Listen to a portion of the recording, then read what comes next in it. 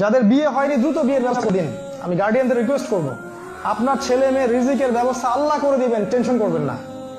বিয়ে করে কেউ বেকার হয়ে না খেয়ে বসে থাকেনি কখনো।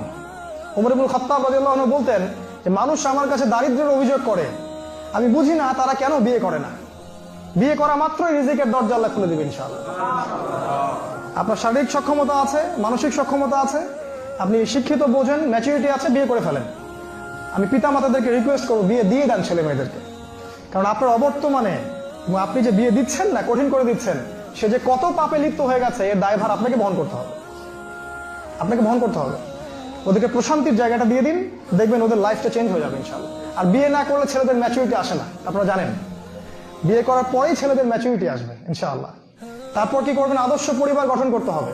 পরিবারে যেন সারা দেশ সারা বিশ্ব কোথায় জাহান্নামে চলে যায় যাক, পরিবারটা যেন ইমানি পরিবার হয়, তাওহীদের পরিবার হয়, সুন্নাতের পরিবার হয়। সারা বিশ্ব কোথায় কি চলে গেছে যাক, ওটা দেখার দরকার আপনার নাই। আগে পরিবারটা সামলান।